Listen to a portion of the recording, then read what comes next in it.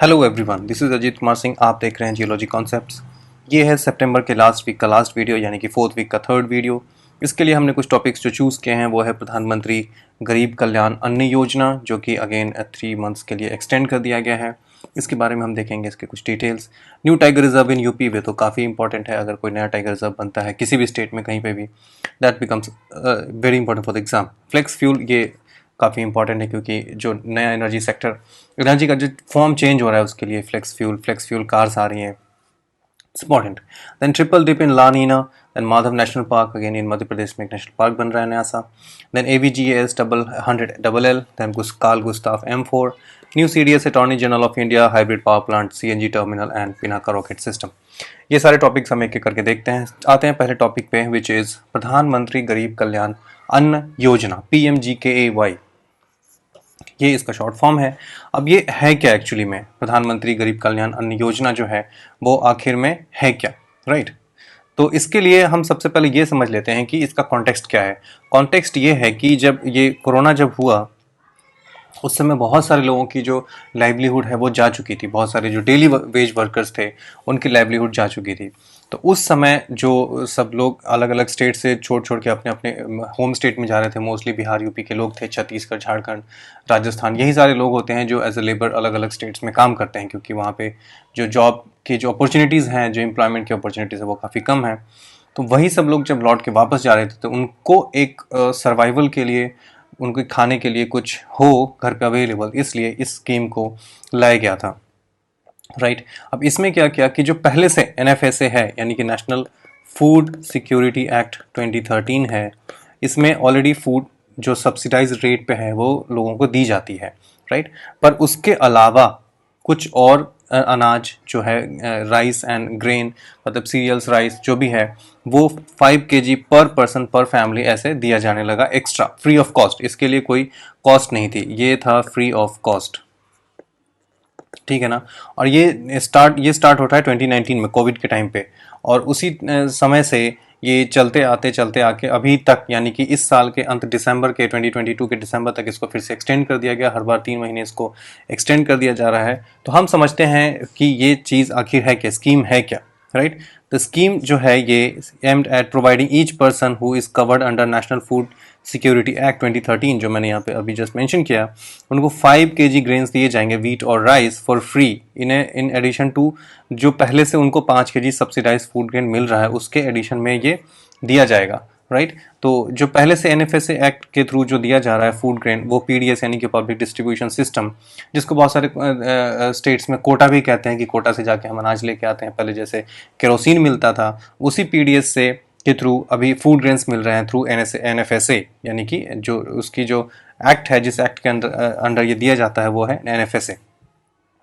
It was initially announce for 3 months period. वो तो आप समझ रहे हैं कि कोरोना के टाइम पे ये अप्रैल में एंड जून 2020 के टाइम में ये फर्स्ट टाइम में अनाउंस किया गया था। उसके बाद धीरे धीरे इसको एक्सटेंड करते जा रही है सरकार, हर बार 3-3 महीने के लिए।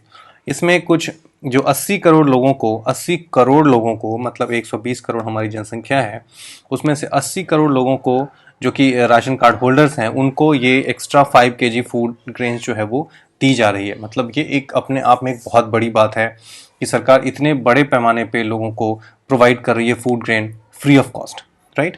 अब समझते हैं कि ये कौन सी मिनिस्ट्री है जो इसकी देखरेख कर रही है। It's nodal ministry is ministry of finance. ये आपको ध्यान रखना है, राइट? क्योंकि ये एग्जाम के लिए इंपॉर्टेंट है। किस महीने में लॉन्च किया गया ये सब तो मे भी नहीं पूछेंगे, पर किस नोडल मिनिस्ट्री कौन सी इसकी, यानी कौन सी मिनिस्ट्री इसके लिए रिस्पॉन्सिबल है इसके इम्प्लीमेंटेशन के लिए, which is ministry of finance, right? उसके बाद ये किस एक्ट के अंदर दिया जा रहा है, तो NFSA 2013 के अंदर ये दिया जा रहा है, राइट? उसके बाद हम देखते हैं और इसके बारे में क्या है, NFSA के बारे में हम NFSA को देखते हैं कि आखिर ये एक्ट है क्या। तो ये जो है नोटिफाइड, यानी कि 2013 में ये NFSA 2013 जो है ऑब्वियसली वो 2013 से इम्प्लीमेंट किया गया है। इसका ऑब्जेक्टिव क्या है कि to provide food and nutritional security in human life cycle. मतलब एक ह्यूमन लाइफ साइकिल, मतलब जब इंसान जब से पैदा हो रहा है, ठीक है ना, तब से लेकर के जब तक उसकी मृत्यु होती है तब तक उसको दिया जाएगा, राइट? मतलब जो सब्सिडाइज्ड फूड है, मतलब फूड ग्रेन्स है, राइस है, वीट है, पल्सेस हैं, वो सारी दी जाएंगी। अब लाइफ साइकिल का मतलब होता है कि बच्चा जब से पैदा हो रहा है, मतलब जब से कंसीव हुआ है वो, राइट। इसका मतलब है कि उसकी मदर जो है, जो जब वो बच्चा कंसीव हुआ है तब से लेकर के जब तक तो उसकी मृत्यु होगी तब तक उसको दिया जाएगा। मतलब इसके अंदर जो वो मिल्क पैकेट्स भी होने चाहिए, ठीक है ना, और इसमें जो प्रेगनेंसी के टाइम पे जो केयर होती है वो भी इंक्लूडेड है इसके अंदर। अभी देखेंगे वो सारी चीज़ें आ जाएंगी इसके अंदर। तो ह्यूमन लाइफ साइकिल का मतलब यही होता है, राइट। उसके बाद हम अगर इसकी कवरेज के बारे में देखें तो 75% ऑफ रूरल पॉपुलेशन, मतलब 3/4 of rural population and half of the urban population जो है इसके अंदर आ जाते हैं, जो इसका ये एक्ट जो है, स्कीम जो है उसको कवर कर लेती है। यानी कि इतने सारे लोग 75%, यानी कि 3/4 लोग जो है गाँव में, और हाँ आधे लोग जो शहरों में रहने वाले जो हैं उनको ये स्कीम फ्री नहीं, एनएफएसए के अंदर क्या है, सब्सिडाइज रेट पे, यानी कि 3, 2 और 1 रुपए के रेट पे चावल 3 रुपया, गेहूं 2 रुपया और कोर्स ग्रेन 1 रुपया, जैसे जौ बाजरा कोर्स ग्रेन ये होते हैं, तो उनको 1 रुपए के रेट पे ये दिया जाता है। तो आप समझिए चावल की जो minimum cost I think 30-40 rupees है, जो एक जो नॉर्मल चावल है जो सस्ते वाले, उसको आई थिंक उसकी कीमत अभी मार्केट में 30 रुपए से तो कम नहीं होगी। वो चीज़ आपको मिल रही है 3 रुपए में, गेहूँ 2 रुपये में, और कोर्स ग्रेन जो जौ बाजरा वगैरह टाइप की जो होती है चीज़ें वो 1 रुपया पर किलो के हिसाब से मिल रही है। तो this is really very cheap, ठीक है ना। अब एनएसए को अगर हम देखें तो NFSA, sorry not NSA, NFSA जो है 67% पॉपुलेशन जो है इंडिया की उसको ओवरऑल कवर कर लेती है। मतलब हाफ से ज़्यादा, बहुत ज़्यादा है 67%, मतलब 66 होती है 2/3, तो अराउंड 2/3 के आसपास जो है वो कवर कर ले रही है ये एक्ट जो है, राइट। इसके लिए जो एलिजिबिलिटी है कि किसको ये दिया जाएगा, तो उसके लिए household to be covered under TPDS according to guidelines by the state government actually इसको डिसाइड करती है कि कितने लोगों को, स्टेट गवर्नमेंट ही लिस्ट बना के भेजती है सेंट्रल गवर्नमेंट को कि इतने सारे लोगों को ये स्कीम दिया जाना। ये एक्चुअली सेंट्रल सेक्टर स्कीम है, क्योंकि सेंट्रल पार्लियामेंट्स ने मतलब सेंट्रल पार्लियामेंट से, यानी कि सॉरी सेंट्रल गवर्नमेंट ने इसको इनेक्ट किया है, तो सेंट्रल गवर्नमेंट इसको फंड भी करती है। तो इसी के अंदर आप ये भी समझ लीजिए कि जो एफसीआई है, ठीक है ना, जो जो फूड ग्रेन अक्वायर करती है फार्मर से एमएसपी रेट पे, वो सारा जो ग्रेन है, फूड ग्रेन है, वो इसी में जाता है, एनएफएसए के अंदर ही जाता है, राइट। तो ये सेंट्रल गवर्नमेंट का काम है, सेंट्रल गवर्नमेंट प्रोवाइड करती है स्टेट गवर्नमेंट्स को, स्टेट गवर्नमेंट जो है उसको डिस्ट्रीब्यूट करवाती है। स्टेट गवर्नमेंट का काम है उसको डिस्ट्रीब्यूट करवाना। तो जो टारगेट है, जो टारगेट ऑडियंस है इस स्कीम के लिए, किसको किसको मिलना चाहिए, ये डिसीजन होता है स्टेट गवर्नमेंट के पास, राइट। तो अंत्योदय अन्न योजना, ये पहले से जो स्कीम चल रही थी, इसके अंदर कार्ड्स होते हैं, रेड कार्ड, येलो कार्ड, ये सब इस तरह के कार्ड होते हैं जो बीपीएल वाली फैमिलीज होती हैं उनको दी जाती है। ये स्कीम उन लोगों के लिए है जो गरीब हैं, सबके लिए नहीं है। एग्जिस्टिंग अंत्योदय अन्न योजना हाउस होल्ड will continue to receive 35 kgs of food grain per हाउस होल्ड per month, meal and maternity benefit not less than, ये 6,000 रुपये जो मैं अभी जस्ट मेंशन कर रहा था कि बच्चे जो कोई मदर जो है उसने जब बच्चे को कंसीव किया है उस समय से लेकर के वहीं से लाइफ साइकिल स्टार्ट होती है एक इंसान की, तो तब से ही जो गवर्नमेंट की तरफ से तब से ही केयर दिया जा रहा है। यानी प्रेग्नेंट वुमेन को 6,000 रुपये मिनिमम तो मिलने ही है। तो ये 6,000 रुपये मिलते हैं जब वो बच्चा बड़ा होता है धीरे धीरे, फिर उसके लिए और भी जो उनकी जो फूड होती है बच्चों के लिए वो भी दी जाती है आंगनबाड़ी के थ्रू। देन ये सारा कुछ एनएफएसए के अंदर ही आ जाता है, right. Then meals for children up to 14 years of age, ये तो स्कूल में मिड डे मील मिल रहा है 14 ईयर्स ऑफ एज के बच्चों के लिए, क्लास 8 तक के बच्चों के लिए, राइट। फूड सिक्योरिटी अलाउंस और बेनिफिट्स, ओके। तो ये सारी चीज़ें थी एनएफएसए के अंदर, फाइन।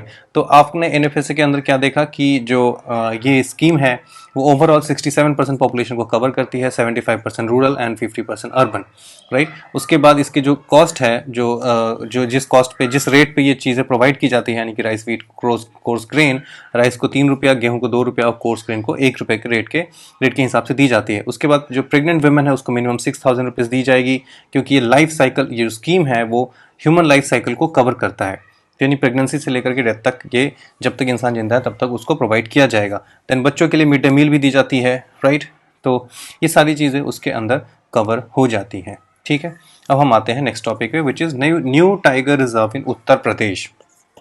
अभी क्या उत्तर प्रदेश में एक नया टाइगर रिजर्व बन गया है जो कि चौथा है उत्तर प्रदेश का, यानी कि 4th tiger reserve in Uttar प्रदेश, जो कि रानीपुर वाइल्ड लाइफ सेंचुरी में बनेगा, चित्रकूट डिस्ट्रिक्ट में। तो उत्तर प्रदेश का चित्रकूट डिस्ट्रिक्ट है, रानीपुर वाइल्ड लाइफ सेंचुरी में ये चौथा, और स्टेट का ये चौथा टाइगर रिजर्व है। 3 और टाइगर रिजर्व है, Dudhwa national park, Pilibhit tiger reserve and Amangarh tiger reserve. ये 3 टाइगर रिजर्व ऑलरेडी यूपी में है और ये चौथा यूपी का बन गया है। अभी जो इंडिया का ये 54th होगा, टाइगर रिजर्व जो होगा इंडिया का वो 54th होगा, राइट। तो टोटल टाइगर रिजर्व कितने हो गए इंडिया में? 54th। यूपी में हो गए 4, और यूपी का ये चौथा ही है, और इंडिया का 54th है। 53rd जो है वो गुरु घासीदास जो कि छत्तीसगढ़ में है, ठीक है ना। सॉरी, ये 53rd जो है गुरु घासीदास के छत्तीसगढ़ में है। तो ये है इस टाइगर रिजर्व के बारे में, आपसे इतना ही पूछा जाएगा, आई थिंक इससे ज़्यादा तो कुछ नहीं आएगा। देन आते हैं हम फ्लेक्स फ्यूल पे। फ्लेक्स फ्यूल कार्स भी आ गई हैं। फ्लेक्स फ्यूल कार्स का मतलब होता है कि उस पर 2 तरीके की फ्यूल्स पे वो कार चलेगी एक साथ, राइट। जैसे मिक्स करके भी चला सकते हैं आप। टोयोटा ने ऐसी फर्स्ट कार लॉन्च की है इंडिया में जो फ्लेक्स फ्यूल कार होंगी, with the goal of reducing the countries reliance on imported fossil fuel for transportation. आप समझते हैं, आपको ये पता होना चाहिए कि इंडिया के जो इम्पोर्ट बजट है, या फिर इम्पोर्ट जितना खर्च होता है इंडिया का इंपोर्ट में, उसमें सबसे ज़्यादा जो शेयर है वो क्रूड ऑयल का होता है, क्योंकि हमने तेल पे सबसे ज़्यादा पैसा हमने खर्च करना होता है। तो अगर हम ऑयल को अगर हम उसका कोई अल्टरनेटिव ढूंढ लेते हैं तो हमारा एक्सपोर्ट बिल जो है वो काफ़ी कम हो जाएगा, राइट। उसी के लिए इस तरह की चीज़ें लाई जाती हैं। फ्लेक्स फ्यूल क्या है और फ्लेक्सिबल फ्यूल व्हीकल्स क्या है कि ये एक ऐसा इंटरनल कंबशन इंजन होगा जो कि operating on gasoline as well as blend of gasoline ethanol up to 83%। अभी तक तो सरकार जो स्कीम है उनका कि 20% इथेनॉल जो है वो ब्लेंड करने का इनका टारगेट है, राइट। लेकिन जो फ्लेक्स फ्यूल कार्स होंगी उसके अंदर जो इथेनॉल होंगे वो 83% तक हम ब्लेंड करके चला सकते हैं, पेट्रोल में मिक्स करके। अब इथेनॉल क्या है कि आप समझ सकते हैं कि इथेनॉल जो है वो सपोज फूड ग्रेन है, कोई सपोज राइस है ना। राइस को जब हम फर्मेंट करेंगे और इससे हम बाद में हम इथेनॉल निकाल सकते हैं, मतलब इथेनॉल निकाल के उसको एज ए फ्यूल हम यूज़ कर सकते हैं। अभी ये तो फर्स्ट जनरेशन था इथेनॉल। अभी जो 4th जनरेशन इथेनॉल आ गया है जो कि एक फंगस से बनाया जाएगा, ठीक है ना, फंगस से। तो फंगस से डायरेक्ट हम इथेनॉल बना सकते हैं। तो इससे क्या होगा कि जो हमारे को फूड ग्रेन, अब जैसे राइस से अगर हम बनाने लगे तो राइस जो लोगों के खाने के लिए होनी चाहिए वो चीज़ अगर हम इथेनॉल बनाएंगे उससे, तो फूड सिक्योरिटी पे ये असर डालेगा, और हो सकता है कि लोगों को खाने के लिए ना मिले और अमीर लोग उस राइस का तेल बना के और गाड़ी चलाएं। तो दैट्स वाई ये सही नहीं है। इसलिए अभी जैसे हमारी टेक्नोलॉजी इंप्रूव हुई है तो जो 4th जनरेशन जो इथेनॉल है वो फंगस पे डिपेंडेंट होगा, राइट। और उसी फंगस से हम निकालेंगे इथेनॉल, फाइन। तो ये तो अलग हो गई। Then flex fuel engines are capable of running on 100% petrol और ethanol and are already available in countries such as Brazil, USA and Canada. In countries में फ्लेक्स फ्यूल कार्स ऑलरेडी चल रही हैं, और इसमें आप सेम इंजन है उस पर आप इथेनॉल डालिए या फिर पेट्रोल डालिए, वो साथ साथ चलेंगे, उसको कोई दिक्कत नहीं होती है। ये हो गया हमारा फ्लेक्स फ्यूल कार के बारे में, राइट। देन आते हैं हम ट्रिपल डिप ला नीना। अब ये ला नीना क्या है और एल नीनो क्या है? ट्रिपल डिप के पहले हम इसमें ट्रिपल डिप में ज़्यादा कुछ है नहीं। First time in this century, मतलब 1950 के बाद फर्स्ट टाइम ऐसा हो रहा है कि ट्रिपल डिप ला नीना आ रहा है। लेकिन इसको समझने के पहले हम समझते हैं ला नीना एंड एल नीनो क्या होता है। उसके पहले मैं आपको ले आता हूँ इस मैप पे, ठीक है। इस मैप से समझना काफ़ी ईजी होगा। तो हम समझते हैं पहले जो नॉर्मल ईयर है, मतलब जो नॉर्मल सिचुएशन क्या होता है, फिर ला नीना क्या होता है, और फिर एल नीनो क्या होता है। ये 3 चीज़ हम समझेंगे। ये है नॉर्मल सिचुएशन, ये है हमारा इंडिया यहाँ पे, राइट। और ये है पैसिफिक ओशन, यहाँ पे लिखा हुआ दिख रहा है। यहाँ पे अटलांटिक ओशन है, ये अटलांटिक ओशन है इस तरफ, ये ये हमारा अमेरिकन कॉन्टिनेंट है, राइट। ये ऑस्ट्रेलिया है, ये एशिया है, ये अफ्रीका है। इस तरीके से ये हमने लोकेशन देख लिया। अभी क्या है नॉर्मल सिचुएशन में, क्या है कि यहाँ पे इस पैसिफिक ओशन में बिकॉज ऑफ अर्थ का जो रोटेशन है वो वेस्ट टू ईस्ट है ना। अर्थ का रोटेशन इधर से ऐसे है, इस तरीके से। तो जो वाटर का मूवमेंट होगा वो नॉर्मल जो वाटर का मूवमेंट होगा वो ईस्ट टू वेस्ट होगा, राइट। क्योंकि अर्थ अगर वेस्ट टू ईस्ट जा रही है तो अर्थ का ईस्ट टू वेस्ट आना, सॉरी, वाटर का मूवमेंट जो है ईस्ट टू वेस्ट आना इज कॉमन, जो नॉर्मल है ये सिचुएशन। अब इसमें क्या होती है कि ये ट्रेड विंड्स जो है, ये इक्वेटोरियल रीजन है ये, क्योंकि यहाँ से ऑलमोस्ट ऐसे इक्वेटर जाती है, राइट। ये इक्वेटोरियल रीजन है। इस इक्वेटोरियल रीजन में टेम्परेचर हाई होता है, और ऐसे यहाँ पे जो वार्म वाटर है यहाँ पे एक्यूमुलेट हो रहा है इस रीजन में। ऑस्ट्रेलिया के नॉर्थ ईस्टर्न पार्ट में वो वार्म वाटर यहाँ पे एक्यूमुलेट हो रहा है, जो सी का वार्म वाटर है वो। अब वार्म वाटर की वजह से वहाँ पे टेम्परेचर हाई हो जाएगा, टेम्परेचर हाई होने की वजह से वहाँ पे प्रेशर कम हो जाएगा, और यही वार्म वाटर है जो वेपराइज होकर के ऊपर यहाँ पे इस एरिया के ऊपर क्लाउड फॉर्मेशन करेंगे, और वहाँ पे होगी बारिश, ठीक है। तो यहाँ पे नॉर्मल बारिश होगी, ऑस्ट्रेलिया में अच्छी बारिश होगी, इस इंडोनेशिया का एरिया है यहाँ पे अच्छी बारिश होगी, और ये नॉर्मल कंडीशन है हमारा। अब होता है ला नीना। ला नीना के केस में क्या होता है कि ये जो ट्रेड विंड्स है वो हो जाते हैं स्ट्रॉन्गर, ठीक है ना। अब यहाँ पे जो ये जो वार्म वाटर का जो कलेक्शन है यहाँ पे वो ज़्यादा हो जाता है, पहले इस नॉर्मल से ज़्यादा होगा ला नीना में, राइट। अब यहाँ पे जो वार्म वाटर का कलेक्शन यहाँ पे जब बढ़ रहा है तो यहाँ पे होगा टेम्परेचर हाई, और टेम्परेचर हाई होने की वजह से एवापोरेशन ज़्यादा होगा, और यहाँ पे बारिश जो है इंडोनेशिया में और ऑस्ट्रेलिया में और जो इंडियन कॉन्टिनेंट है, मतलब इंडियन सब कॉन्टिनेंट है, वहाँ पे उस एरिया में बारिश ज़्यादा होगी, यानी कि मानसून स्ट्रांग होगा। तो ला नीना में क्या होता है, मानसून स्ट्रांग हो जाता है, राइट। इसमें मानसून स्ट्रांग हो जाता है। मैं इसको काफ़ी सिंप्लीफाई करके बताने की कोशिश कर रहा हूँ, ज़्यादा इसको कॉम्प्लिकेट नहीं करेंगे क्योंकि हमें जस्ट समझना है यहाँ पे। तो यहाँ पे ये मानसून हमारा इंडिया में स्ट्रांग हो जाएगा जब ला नीना का केस होगा, ठीक है। ला नीना केस होगा, यहाँ इंडिया में अच्छी बारिश होगी। लेकिन जब एल नीनो होता है तो ये सिचुएशन बिल्कुल ही उल्टा हो जाएगा। अभी क्या है, जो वार्म वाटर है वो वहाँ पे अमेरिका के कॉन्टिनेंट, अमेरिकन कॉन्टिनेंट के पास जमा होगा, साउथ अमेरिका के पास, वो भी वेस्टर्न बॉर्डर में, ठीक है ना। तो यहाँ पे जब ये वार्म वाटर कलेक्ट हो रहा है तो यहाँ पे क्या होगा कि बारिश अब यहाँ पे होगी, यानी कि अमेरिका में फ्लड होगा। और ये चिली का एरिया है, चिली एंड पेरू का एरिया है ये। तो यहाँ पे वैसे ही डेजर्ट है, ये डेजर्ट एरिया है इसलिए क्योंकि यहाँ पे कोल्ड करेंट्स हैं। आपको ज्योग्राफी में पता होना चाहिए कि जहाँ पे कोल्ड करेंट्स होते हैं वहाँ पे डेजर्ट होते हैं, क्योंकि कोल्ड करंट की वजह से वहाँ पे इवापोरेशन नहीं हो पाते हैं, तो वहाँ पे बारिश नहीं होती है। और सॉरी, जब बारिश नहीं होगी तो वो डेजर्ट हो जाएगा। तो अगर परमानेंट कोल्ड करंट है कहीं पे भी आप मैप पे देखें तो आप समझ जाए कि वो डेजर्ट का ही एरिया हो सकता है। देन यहाँ पे बारिश होगी। अब यहाँ पे देखिए कि कोई यहाँ पे बारिश का कोई सीन नहीं बन रहा है, तो यहाँ पे होगा ड्राउट ऑस्ट्रेलिया में एल नीनो के केस में, और इंडिया में भी मानसून हो जाएगा काफ़ी वीक, तो यहाँ पे भी हो जाएंगे ड्राउट के सीन, इंडोनेशिया में भी। तो ये पूरा एरिया जो है वो सुखाड़ में चला जाएगा, वहाँ पे सूखा आएगा।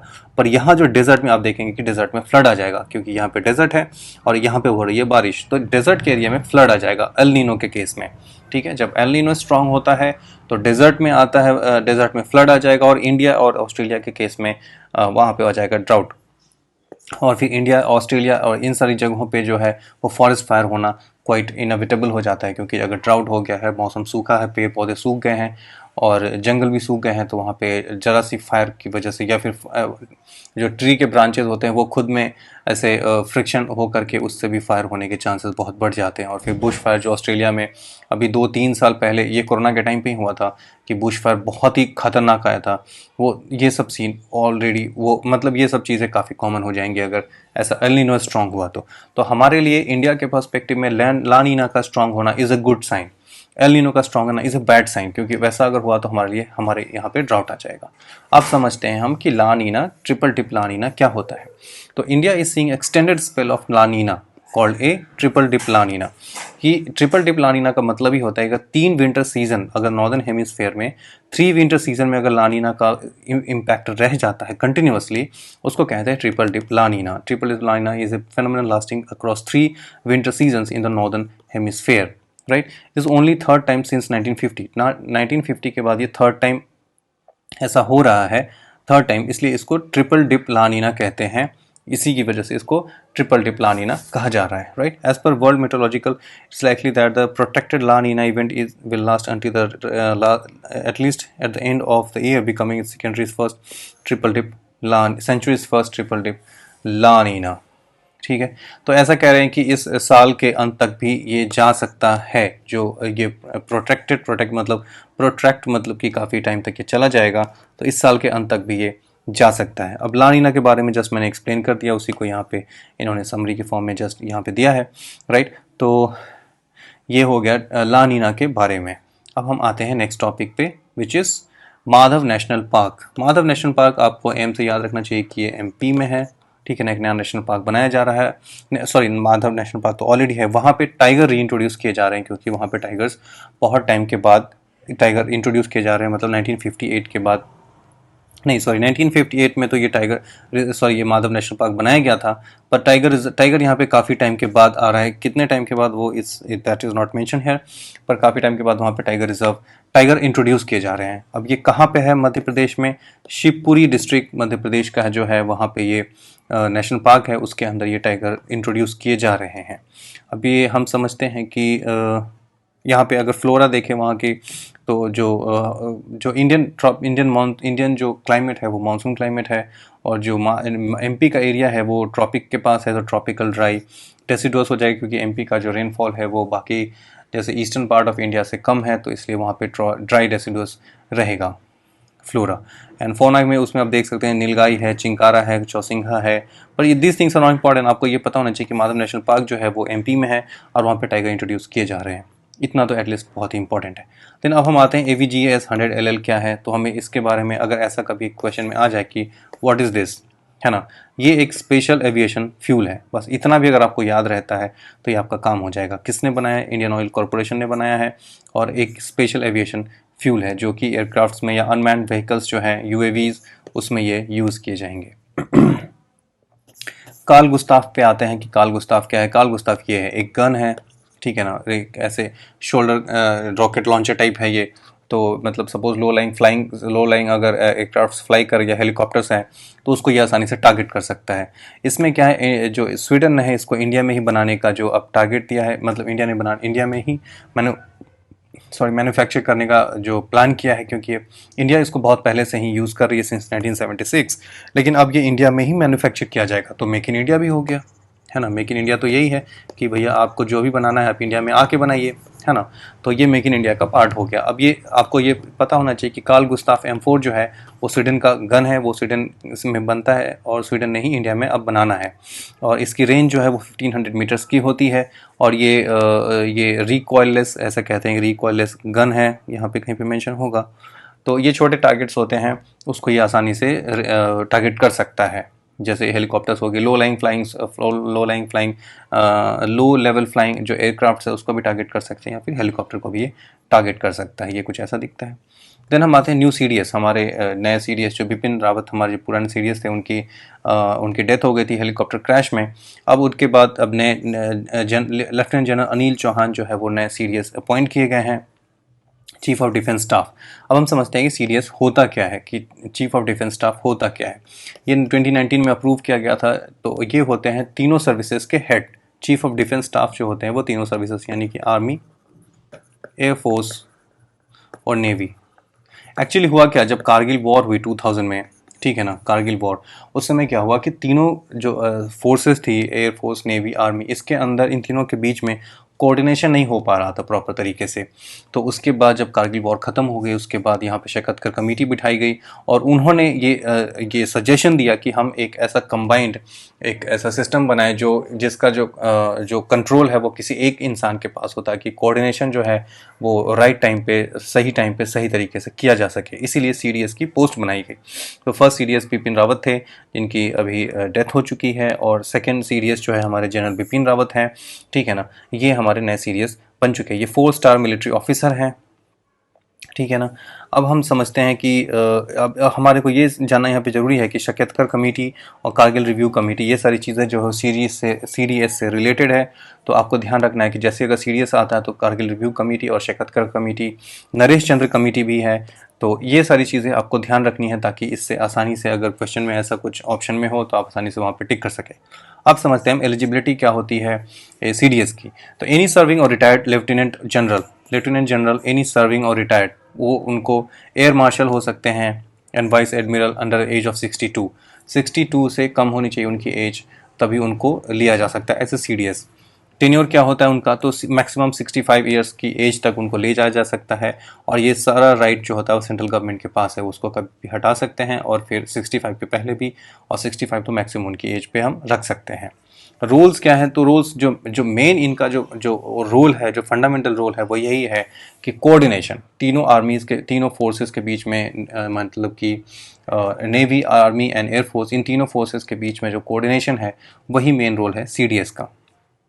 ये जो है प्रिंसिपल एडवाइज़र की तरह काम करते हैं डिफेंस मिनिस्टर के, और न्यूक्लियर कमांड अथॉरिटी को जो एडवाइजरी है वो ही होंगे CDS, क्योंकि अगर सपोज़ कहीं पे कल को अगर न्यूक्लियर अटैक करना है, सपोज़ पाकिस्तान पे, हम पाकिस्तान पे ही करेंगे और किस पे करेंगे, तो उसमें उस समय जो डिफेंस मिनिस्टर है वो किसको कंसल्ट करेंगे। अब वो एक एक करके फिर आर्मी वाले को बुलाएं, आर्मी चीफ को बुलाएं, एयरफोर्स चीफ को बुलाएं, फिर नेवी चीफ को बुलाएं, फिर तो उससे अच्छा है कि वो CDS को बुलाएंगे। CDS will be the secretary to the defence minister on all this matter. तो ये आपको समझ में आना चाहिए। देन हम आगे आते हैं अटॉर्नी जनरल ऑफ इंडिया। अब अटॉर्नी जनरल ऑफ इंडिया की हम बात करें तो आपको ये समझना होगा कि सबसे पहले जो मैं इसके लिए थोड़ा सा एक बेसिक बताता हूँ कि जैसे इंडियन स्टेट है, इसके 3 ऑर्गन होते हैं, एक लेजिस्लेचर, दूसरा जुडिशरी और तीसरा एग्जीक्यूटिव। अब एग्जीक्यूटिव में क्या क्या आता है? पीएम, प्राइम मिनिस्टर, प्रेसिडेंट और एजी। ठीक है, ये 3 इसके मेन ऑर्गन्स हैं, यानी कि पीएम, काउंसिल ऑफ मिनिस्टर भी इसका पार्ट होता है एग्जीक्यूटिव का। PM along with council of minister. PM का बोलने का मतलब ये होता है काउंसिल ऑफ मिनिस्टर भी, सॉरी कैबिनेट मिनिस्ट्री, कैबिनेट के जो लोग होते हैं वो एग्जीक्यूटिव के पार्ट होते हैं। और प्रेसिडेंट तो ऑब्वियसली हैं ही, और एजी भी हैं, तो अटॉर्नी जनरल। अब ये एग्जीक्यूटिव का काम क्या है कि जो एक्ट पास की गई है पार्लियामेंट के अंदर उसको इम्प्लीमेंट करना, ये होता है एग्जीक्यूटिव का काम। और इसके लिए एग्जीक्यूटिव रिस्पॉन्सिबल भी होती है कि अगर वो ढंग से काम वो उन्होंने इम्प्लीमेंट किया कि नहीं उस लॉ को, और कंट्री में क्या चल रहा है, सारी चीज़ों के लिए एग्जीक्यूटिव रिस्पॉन्सिबल होती है। इसी को सरकार कहते हैं। जब हम बोलते हैं ना कि गवर्नमेंट काम नहीं कर रही है, दैट मीन्स कि एग्जीक्यूटिव काम नहीं कर रही है, या फिर गवर्नमेंट चोर है, गवर्नमेंट रिस्पॉन्सिबल नहीं है, या फिर गवर्नमेंट को समझ में नहीं आ रहा, कुछ भी जिस तरह की हम बात करते हैं, तो जो गवर्नमेंट जैसे हम बोलते हैं उसका मतलब सीधा सीधा होता है कि हम एग्जीक्यूटिव की बात कर रहे हैं, राइट। लेजिस्लेचर तो पार्लियामेंट ही हो गया, क्योंकि उसमें लेजिस्लेचर के अंदर तो अपर हाउस यानी कि राज्यसभा और लोअर हाउस लोकसभा दोनों आ जाते हैं। देन जुडिशरी तो supreme court, high court and सारे इंटीग्रेटेड कोर्ट्स ये सारे आ जाते हैं। ये सारा कुछ 3 ऑर्गन्स होते हैं स्टेट के। अभी एजी जो है वो एक्चुअली जो गवर्नमेंट है, सपोज जो एग्जीक्यूटिव है, अगर वो कोई स्टेप लेना चाहती है तो उसका लीगल जो सैंक्शन, लीगल जो उसकी कह सकते हैं कि लीगली वो प्रॉपर है या लीगली वो सही है कि नहीं, जो स्टेप होगा वो लीगली करेक्ट है कि नहीं, इसके लिए कौन एडवाइस देगा सरकार को? इसके लिए एडवाइस देने का काम करेंगे अटॉर्नी जनरल, क्योंकि उनकी जो क्वालिटी होती है, क्वालिफिकेशन होती है, वो होती है कि वो सुप्रीम कोर्ट के जज बनने की क्वालिफिकेशन अगर है तो ही वो एजी बन सकते हैं, यानी अटॉर्नी जनरल बन सकते हैं। तो सरकार को हर लीगल मैटर पे एडवाइस देना ये एजी का काम होता है। इनको बहुत सारे पावर्स होते हैं, पार्लियामेंट के किसी भी सेशन में जाके वो बैठ सकते हैं, वहाँ पे सुन सकते हैं, वहाँ पे बोल सकते हैं।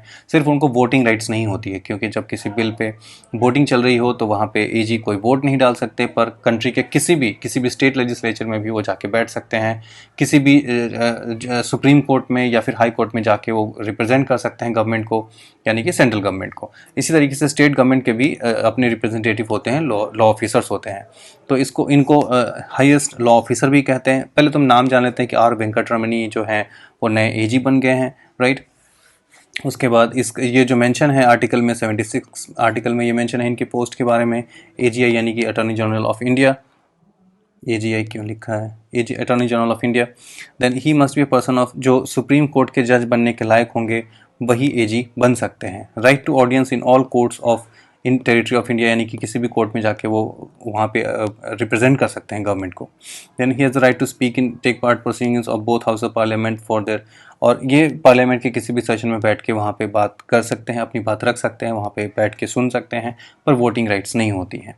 देन हम आते हैं हाइब्रिड पावर प्लांट पे। अब हाइब्रिड पावर प्लांट क्या है कि इसके अंदर सपोज सोलर पावर प्लांट है और हाइड्रो पावर प्लांट भी है वहीं पे, तो इन दोनों को कंबाइन करके और एक जो पावर प्लांट बन जाएगा वो होगा हाइब्रिड पावर प्लांट। अभी अडानी ग्रीन्स ने है, इन्होंने बनाया है जैसलमेर में, फर्स्ट इंडिया का और वर्ल्ड का लार्जेस्ट हाइड्रो पावर प्लांट जो है वो अडानी ग्रीन्स ने बनाना है जैसलमेर में, राइट। अब इसने ये जो मैंने बताया कि यहाँ पे सोलर विंड, हाइड्रोलिक सोलर ऐसे मिक्स करके ये बना सकते हैं, तो ये होता है हाइब्रिड पावर प्लांट। इससे बेनिफिट ये होगा कि जो हमने सपोज सोलर से हमें कहीं पे सोलर सिस्टम से जो लाइट मिल रही है ना, इलेक्ट्रिसिटी मिल रही है, वो हम कहीं पे पहुंचा रहे हैं, फिर हाइब्रिड से पहुंचा रहे हैं, लेकिन इसके बीच में जो गैप हो गया, सपोज सोलर सिस्टम से हमें नहीं मिल रहा है सोर्स, तो उस जगह पे क्या है कि इलेक्ट्रिसिटी की कमी हो जाएगी। पर अगर ये हाइब्रिड पावर प्लांट बना दिया हमने, तो जहाँ पे भी सोलर सिस्टम से कमी हो सकती थी, वहाँ पे हाइड्रो पावर प्लांट वाली एनर्जी को हम ट्रांसफ़र कर देंगे और ये कंटिन्यूटी बनी रहेगी, इसीलिए इसका ऐसा बनाया गया है। तो आपको याद रखना है कि अडानी ग्रीन्स ने बनाना है जैसलमेर में वर्ल्ड का लार्जेस्ट हाइड्रो पावर प्लांट, जो हाइब्रिड पावर प्लांट जो है वो बनाया जा रहा है। 600 मेगावाट का सोलर होगा इसके अंदर, 150 मेगावाट का इसमें विंड पावर जो है ये ऐड किया जाएगा, राइट। तो हम आगे आते हैं सीएनजी टर्मिनल पे। ये बहुत इंपॉर्टेंट है क्योंकि सीएनजी टर्मिनल क्या है कि पहले तो हम सीएनजी तो समझते हैं कि कंप्रेस्ड नेचुरल गैस होता है, और इंडिया जो है वो सीएनजी काफ़ी इंपोर्ट करती है क्योंकि इंडिया के पास अपनी प्रोडक्शन जो जो जो कंजम्पशन है इंडिया की वो हमारे अपने खुद के प्रोडक्शन से हम फुलफिल नहीं कर पाते, इसलिए हमारे को इंपोर्ट करना पड़ता है। अब ये जो है गुजरात, सपोज यहाँ पे से गुजरात, मैंने मैप नहीं डाल पाया मैं, ऐसे गुजरात है सपोज यहाँ पे ऐसे, तो ये गल्फ ऑफ खंबात है, ठीक है, ये गल्फ ऑफ खंबात है, गल्फ ऑफ कौन सा गल्फ है, सॉरी मैं भूल गया, यहाँ पे ये गल्फ ऑफ खंबात है, यहाँ पे भावनगर है, राइट। तो यहाँ पे भावनगर है और ये एक खाड़ी है, तो यहाँ पे पोर्ट भी है, भावनगर पोर्ट भी है। अब यहाँ पे एक सीएनजी टर्मिनल बनाया जा रहा है, उससे क्या होगा कि जो भी हम मिडिल ईस्ट से हम जो भी सीएनजी मंगाते हैं वो यहाँ पे आ जाएगा सीधे, और यहाँ से हम कंट्री के डिफरेंट पार्ट्स में आसानी से ट्रांसफ़र कर पाएंगे। अब टर्मिनल होने से क्या होगा कि डेडिकेटेड टर्मिनल हो जाएगा, तो फिर इससे ट्रांसफ़र करने के लिए जो हमारा काम है वो काफ़ी इजी हो जाएगा, और इस सेक्टर में जो बिज़नेस है उसको सीएनजी की ज़रूरत जो पड़ेगी वो आसानी से फुलफ़िल की जा सकती है। अब इसमें कुछ टर्म्स है जो वो मैं आपको बताने की कोशिश कर रहा हूँ। जो सीएनजी टर्मिनल जो है वो वर्ल्ड का फर्स्ट सीएनजी टर्मिनल जो है वो हम बनाने जा रहे हैं, ये वर्ल्ड का फर्स्ट सीएनजी टर्मिनल हम बनाने जा रहे हैं भावनगर में, राइट। अभी आता है टर्म ब्राउन फील्ड प्रोजेक्ट है। तो ये पोर्ट जो ब्राउन फील्ड, दो तरह के प्रोजेक्ट होते हैं, एक तो ग्रीन फील्ड होता है और एक होता है ब्राउन फील्ड। अब देखिए जो ऐसा प्रोजेक्ट है जो बिल्कुल ज़ीरो से स्क्रैच से स्टार्ट करके बनाया जा रहा है, यहाँ पे पहले से कुछ भी नहीं था और हमने सब ईंट पत्थर ला करके जोड़ा और बिल्कुल नया सब कुछ बनाया, वो होता है ग्रीन फील्ड। पहले से ही कुछ बना हुआ है, बिल्डिंग बना है, रोड सड़क सब कुछ है, उसको हमने ठीक ठाक करके कुछ और बना दिया, ठीक है ना। सपोज कोई स्कूल है, हमने उसको यूनिवर्सिटी बना दिया, या यूनिवर्सिटी है उसको हमने सपोज एक पार्लियामेंट बना दिया, फिर पार्लियामेंट को हमने यूनिवर्सिटी बना दिया। तो जो ऑलरेडी बनी हुई चीज़ है उसका सिर्फ हमने फॉर्म चेंज किया है, that is brown field project, ठीक है। तो ये ब्राउन फील्ड प्रोजेक्ट है, मतलब ऑलरेडी एक पोर्ट है वहाँ पे, उसी को रिनोवेट करके या फिर उसमें कुछ चेंजेस ला करके उसको एक सीएनजी टर्मिनल बनाया जा रहा है, that's why it is called brown field project, right. इसको 2026 तक ऑपरेशनल हो जाएगा ये, और पब्लिक प्राइवेट पार्टनरशिप यानी कि गवर्नमेंट का भी रोल है इसके अंदर, और प्राइवेट जो कॉन्ट्रैक्टर होंगे वो भी इसमें रोल प्ले करेंगे, उसके द्वारा इसको बनाया जाएगा, राइट। अब इससे क्या होगी कि डायरेक्ट डोर स्टेप कनेक्टिविटी हो जाएगी, मतलब वहाँ पे जो वेस्टर्न सेक्टर में जो रेलवे है या फिर और भी जो हमारे बिजनेस हैं उनको भी सीएनजी चाहिए,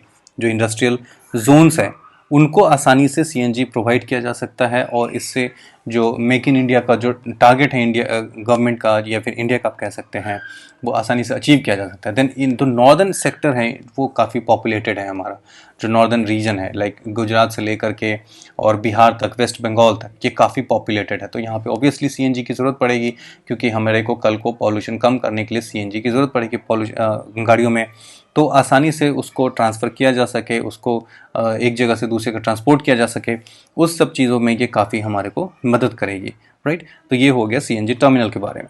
अब आते हैं हम पिनाका रॉकेट। पहले हम देख लेते हैं पिनाका रॉकेट, ऐसा दिखता है, मल्टी बैरल रॉकेट लॉन्चर है ये, ठीक है ना। गुड थिंग इज़ कि अर्मेनिया इसको खरीदना चाहता है, राइट, पिनाका, इंडिया के Pinaka multi barrel rocket launcher को। अब इसको बनाया किसने? डीआरडीओ ने बनाया है, राइट। और ये एक तत्रा ट्रक पे चलता है। अब तत्रा ट्रक क्या होता है? ये जो आर्मी वाली जो ट्रक होती है ना, बड़ी अजीब सी, बड़े बड़े व्हील्स होते हैं इसके, और ये काफ़ी हैवी ड्यूटी ट्रक्स होते हैं जो किसी भी टेरेन में आसानी से चले जाते हैं, इसको कहते हैं तत्रा ट्रक, ठीक है ना। तो आर्मेनिया इसको खरीदने वाला है। अब हम समझते हैं सब कुछ पिनाका रॉकेट के बारे में। तो इसकी जो रेंज है वो 40 किलोमीटर टू 75 किलोमीटर पिनाका जो रॉकेट है उसकी रेंज होती है, राइट। और डीआरडीओ ने इसको बनाया है, आर्मेनिया इसको खरीदना चाहता है। तो ये इंडिया के लिए, अब जो हम पहले क्या करते थे, इस सारे हम इंडिया मतलब वर्ल्ड में जो सेकंड हम होते थे, सेकंड नंबर पे आर्मामेंट हम खरीदते थे, ठीक है।